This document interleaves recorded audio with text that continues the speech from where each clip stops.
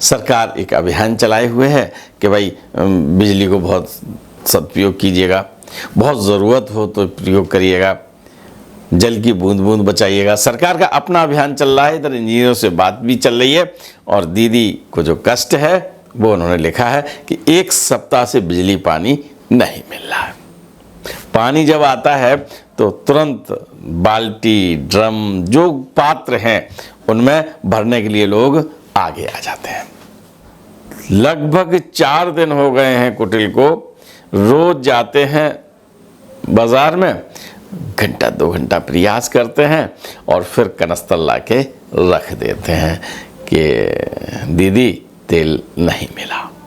जैसे ये शीशी है ना, और इसमें क्या किया कि इसमें बत्ती डाल ली और ऐसे करके ऊपर निकाल लिया ढक्कन में और जला ली, तो उससे प्रकाश भी होता था। उसने फटाक से अपना वो कनस्तर देखा और सूंघा, बोले अरे इसमें तो मिट्टी का तेल है।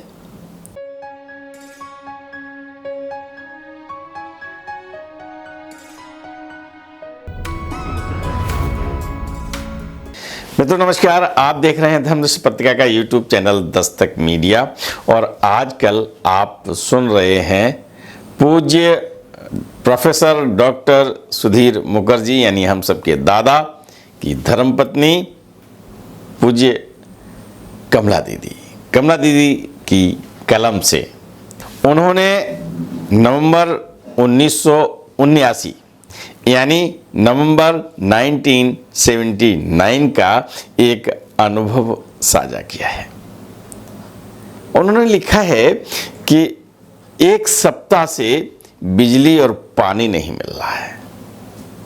बिजली और पानी दोनों की सप्लाई जो होती है वो पूरी एक संस्था है और संस्था में जो मानव बल लगता है ना, मानव व्यवस्था होती है, उनमें से एक महत्वपूर्ण पार्ट इंजीनियर्स का है, अभियंताओं का है और अभियंता इस समय हड़ताल पर है। और जब इंजीनियर हड़ताल पे हैं तो न तो समुचित प्रोडक्शन होगा, न आपूर्ति हो पाएगी। तो उसी को दीदी लिखती हैं कि 1 सप्ताह से बिजली आई और चली गई, पानी थोड़ी देर के लिए आता है और चला जाता है, उसी समय आप स्टोर कर लें, जो करना है करिएगा। सरकार एक अभियान चलाए हुए है कि भाई बिजली को बहुत सदुपयोग कीजिएगा, बहुत ज़रूरत हो तो प्रयोग करिएगा, जल की बूंद बूंद बचाइएगा। सरकार का अपना अभियान चल रहा है, इधर इंजीनियरों से बात भी चल रही है और दीदी को जो कष्ट है वो उन्होंने लिखा है कि 1 सप्ताह से बिजली पानी नहीं मिल रहा है। बताते हैं कि जो एडवाइस आती हैं, जो लोग कहते हैं, और सच भी है, जब बिजली ना हो, है ना, बिजली की अब वो वैसे भी आदमी को बिजली जो है, ये बीच बीच में हमारी बातें चलती रहेंगी आपसे, क्योंकि जो उन्होंने लिखा है बस उसी के आधार पर मैं आपको ये सब बातें सुना रहा हूँ। 3 बल्ब अगर जल रहे हैं तो 1 ही बल्ब जगाया जाता है। पानी जब आता है तो तुरंत बाल्टी, ड्रम, जो पात्र हैं उनमें भरने के लिए लोग आगे आ जाते हैं। अब ऐसे में मिट्टी के तेल की जो आपूर्ति होती है ना, तो वो भी बहुत महत्वपूर्ण हो जाती है। मिट्टी का तेल घर में है नहीं, तो उन्होंने कुटिल नाम सुना है ना, हमने कई कथाओं में बताया है कि कुटिल दूध की आपूर्ति करते हैं। 4 चर्च लेन में कुटिल दूध लाते हैं और जब घर में किसी भी काम से जब लोग जुड़ जाते हैं तो फिर उनको और जिम्मेदारियां भी दे दी जाती हैं। तो कुटिल से कहा कि भाई ऐसा करिए। कुटिल के बारे में एक कथा और हमने सुनाई थी, उसकी बेटी के विवाह की, आपको याद होगी। तो आज कुटिल से ये कहा गया कि आप मिट्टी का तेल ले आओ। उन्हें एक कनस्तर दे दिया।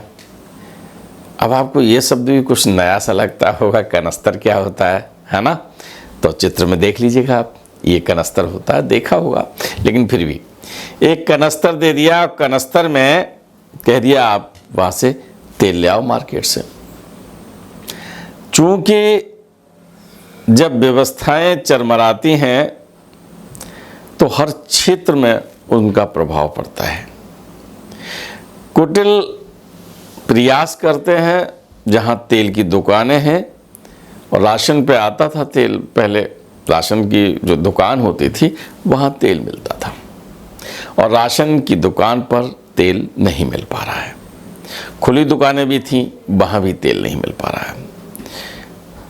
लगभग 4 दिन हो गए हैं कुटिल को, रोज जाते हैं बाजार में, घंटा 2 घंटा प्रयास करते हैं और फिर कनस्तर ला के रख देते हैं कि दीदी तेल नहीं मिला।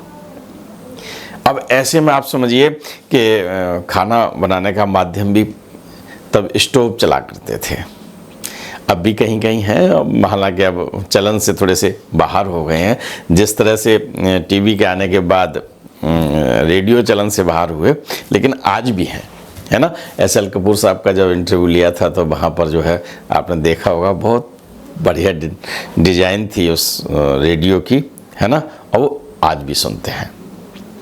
तो इसी तरह से स्टोव चलते थे, तो एक तो पंप होती थी, उसे लगाइए, आप चित्र में दिखाई पड़ रहा है, आप ऐसे हवा भरिए, फिर उसमें से ऐसा लगा हुआ है तो हवा कंट्रोल करिएगा, और बड़ा आवाज़ करता था। लेकिन मिट्टी के तेल से जब वो आग बनाता था तो उससे खाना पकता था। और एक स्टोव ऐसा था कि जिसमें बत्ती लगी हुई थी कॉटन की, आप उन्हें जला दीजिए तो संयुक्त रूप से जब जलती थी तो इतनी आग बना देती थी जिससे वो खाना पकता था। लेकिन दोनों स्टोव चलते थे काहे से? तेल से। तो तेल मिल नहीं रहा था, तो वो बिल्कुल पूरी तरह से चूल्हे वाला खाना था ना, वो अगर ये स्टोव पर चलता है तो स्टोव से थोड़ा सा आराम हो जाता था। तो दीदी लिखती हैं कि स्टोव को तो पहले ही बंद कर दिया था। दूसरा मिट्टी के तेल का उपयोग था कि शाम को जब लाइट चली जाए, अंधेरा है, तो क्या करेंगे, उसका दीपक बना लेते थे। छोटी शीशियाँ होती थी, जैसे ये शीशी है ना, और इसमें क्या किया कि इसमें बत्ती डाल ली और ऐसे करके ऊपर निकाल लिया ढक्कन में और जला लिए, तो उससे प्रकाश भी होता था। लेकिन जब तेल ही नहीं मिलेगा तो काहे से जलाओगे दिया, नहीं होता ना। तो तेल की जो समस्या थी उसके लिए कुटिल परेशान थे, और 3-4 दिन नहीं मिला तो उन्होंने रख दिया कनस्तर। और तारीख भी उन्होंने लिखी है कि 24 और 25 नवंबर 1979 को कुटिल 2 दिन पूरा प्रयास किया, 4 दिन पहले, फिर 2 दिन, और तेल नहीं मिला, रख दिया। हमसे मिल नहीं रहा, अब जब कहीं मिलेगा तो बताएंगे। तेल की आवश्यकता होती है, तो वहां पर हनुमान मौर्य नाम की एक बालक है, अब तो अयोध्या में रहते हैं इस समय, और उनसे भी हमारा संपर्क है। तो हनुमान मौर्य के स्टूडेंट लाइफ की ये बात है, और दादा की बड़ी सेवा की है उन्होंने। तो हनुमान मौर्य को ये जिम्मेदारी दी कि बेटा तुम तेल लेके आओ जाओ, और ये बात है 27 नवंबर 1979 की। उन्होंने मौर्य साहब गए और मार्केट में खूब घूमे, प्रयास किया, लेकिन तेल नहीं मिला। मिट्टी के तेल की इतनी कमी। खैर, अब जब कोई भी चीज़ ना हो, जीवन तो चलता है। वो जो टीन है, कनस्तर है, उसे सीढ़ी, जीना की सीढ़ी ऊपर गई है, मैंने लाइव में आपको दिखाया, उसी एक तरफ रख दिया गया, और फिर उसकी बात जब आएगा तब देखेंगे। और चूल्हे पे खाना बन रहा है, जो भी सब व्यवस्था है वो चला रहे हैं, कड़ुआ तेल के दीपक जल रहा है, वो सब्स्टिट्यूट जो होता है वो सब कुछ चल रहा है, और तेल की बात को ख़त्म कर दिया गया है। 27 नवंबर को जब उन्होंने वहाँ रख दिया कनस्तर, बात ख़त्म हो गई। लगभग 3 बजे उसी दिन घर का सेवक है उमेश, वो जीना पे जाता है, और जब छत पे जा रहा है तो कभी कभी ऐसा होता है ना कि कोई चीज़ रखी है, उसे हाथ मार दिया ऐसे, तो ऐसे ही टीन जो रखा है, तो जब वो चढ़ा है तो टीन उसमें ऐसे हाथ मारा, जैसे हाथ मारा तो उसे लगा इसमें कुछ रखा हुआ है। उसने फटाक से अपना वो कनस्तर देखा और सूंघा, बोले अरे इसमें तो मिट्टी का तेल है।